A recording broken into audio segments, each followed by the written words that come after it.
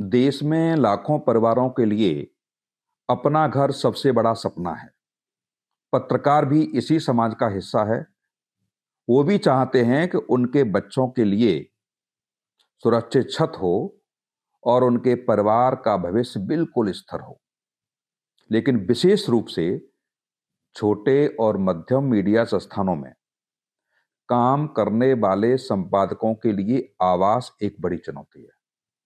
महंगाई, महानगरों में बढ़ता किराया, जमीन की कीमत और अस्थायी रोजगार की परिस्थितियां संपादकों के लिए स्थायी घर बनाना कठिन हो जाता है। इसलिए एडिटर्स क्लब ऑफ इंडिया की तीसरी सबसे बड़ी मांग है और केंद्र सरकार से विशेष इस योजना को तैयार करने के लिए एक अपील करती है।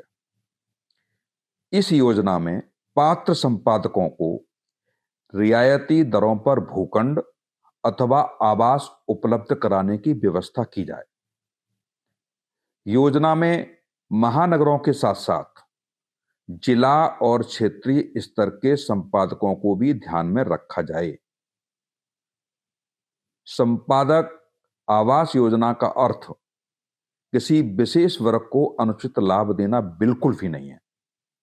सरकार जिस प्रकार विभिन्न श्रेणियों के कर्मियों, कमजोर वर्गों और अन्य पात्र नागरिकों के लिए आवासीय योजनाएं चलाती है, उसी प्रकार संपादकों के लिए भी स्पष्ट पात्रता मानदंड के आधार पर योजना बनाई जा सकती है।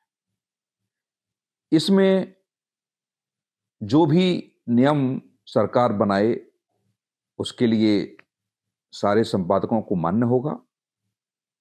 योजना पूरी तरीके से पारदर्शी होनी चाहिए।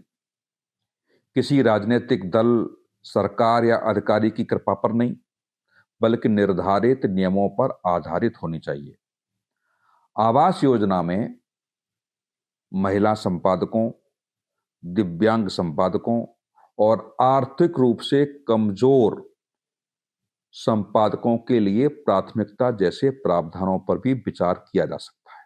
पत्रकारिता या पत्रकारिता करते समय जब संपादक अपने घर की व्यवस्था नहीं कर पाता है और अपना घर केवल उसकी निजी सुरक्षा नहीं बढ़ाता, बल्कि उसकी आर्थिक स्थिरता भी बढ़ाता है। जब पत्रकार या संपादक हर महीने बढ़ते किराए की चिंता से मुक्त होगा, तब वह अपने पेशे पर अधिक ध्यान दे सकेगा। आज अनेक संपादक वर्षों तक काम करने के बाद भी अपने घर का सपना पूरा नहीं कर पाते और ये स्थिति बिल्कुल बदलनी चाहिए। हम चाहते हैं कि संपादक आवास योजना का निर्माण राष्ट्रीय स्तर पर एक नीति के रूप में हो और राज्य सरकारें स्थानीय स्तर पर इसे लागू करें। संपादक से समाज को आवाज मिलती है। संपादक के परिवार को भी सुरक्षित घर मिलना नितांत आवश्यक है और ये हमारी मांग बहुत सरल है।